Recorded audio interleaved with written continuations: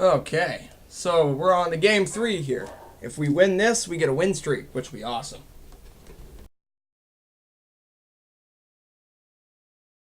Really enjoying the deck so far.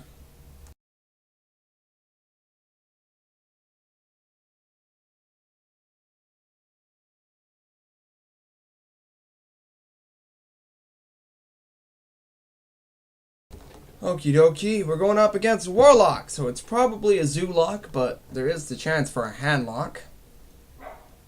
What a perfect opening. Beautiful.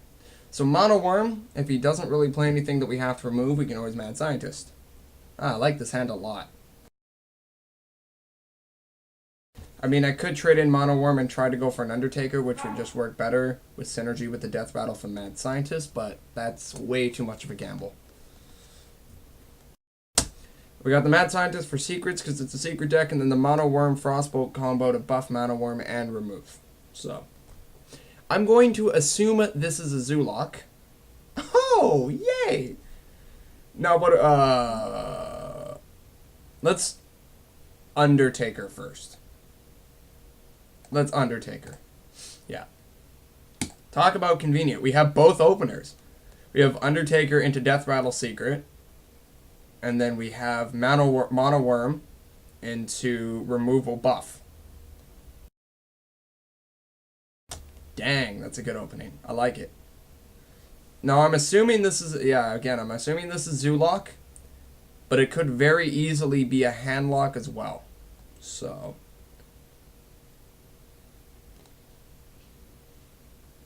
Now, the question is, do I do Mad Scientist to buff Undertaker and then smack Undertaker into Flame Imp? Or do I use Frostbolt to remove it and then smack with Undertaker? So if I use Frostbolt, he takes 5. He'll take 2 damage. This will be a 2-3. And he'll have taken 3 damage from his Flame Imp, which makes 5, yeah. It also depends on what I get next turn, too.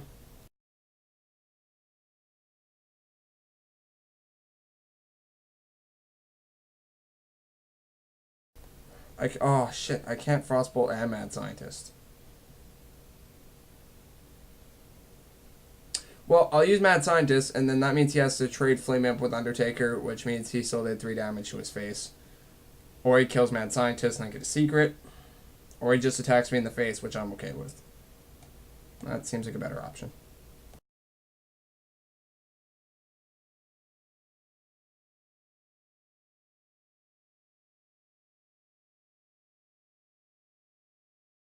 That also allows me to keep the Frostbolt in case he's going to be a douche and be all like, board control, like a turd.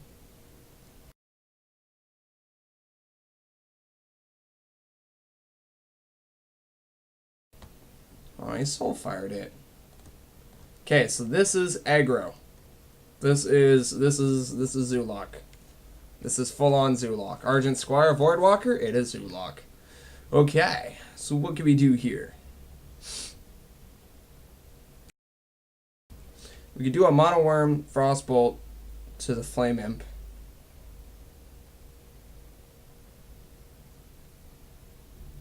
Mono Worm Frostbolt to buff it. Then Mad Scientist into Voidwalker. Sounds good. Let's try it out. Let's see what happens.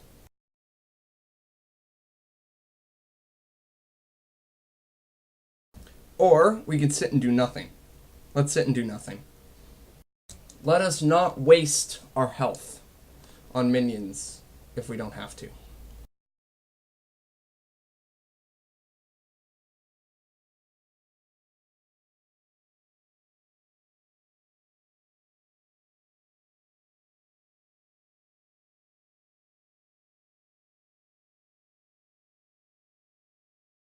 I like the mushrooms, they're so bouncy. The eggs are so squishy and bouncy. I just like this next Rammus board. It looks so cool. Oh, that Blood Knight. What did I get?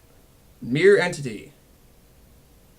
Damn, having that Blood Knight right now would be so much fun. Oh, that's just too perfect. That is too perfect.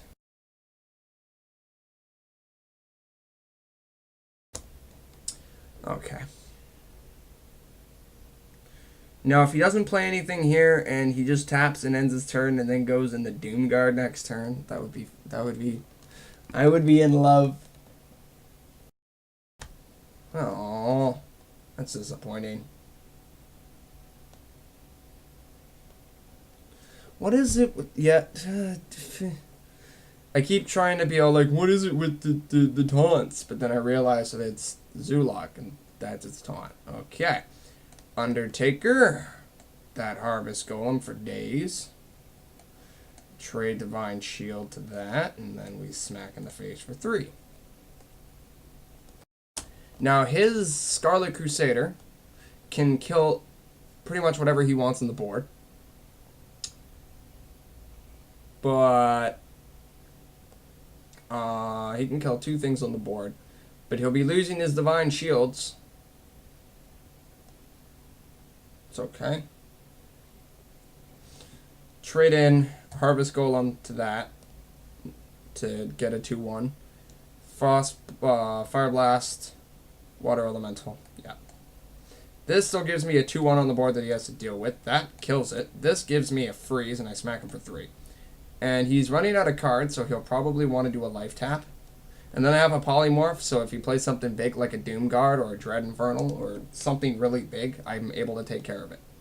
Because I used the Fireball.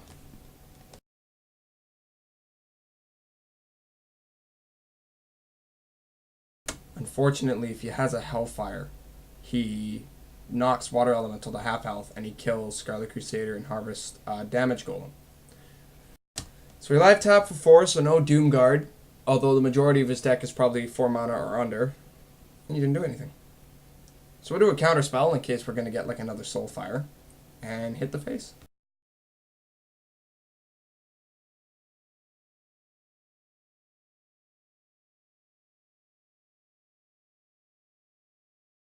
We're getting to the point in the game where Zulok loses a lot of its power. The reason why Zulok is so good for people who are watching who don't know is because it overruns you when you don't have ways to really respond. It just floods the board with minions. But around turn 6, 7, 8, 9, they really start to lose a lot of momentum because a lot of decks start to pull cards that they can use to counter. Now, I don't think he was playing Zulok because he just dropped Adventure Company Mercenary, and normally running a Zulok you don't have too many higher value cards, so maybe that was just some weird like handlock normal Warlock. I'm not too sure. I thought it was Zulok.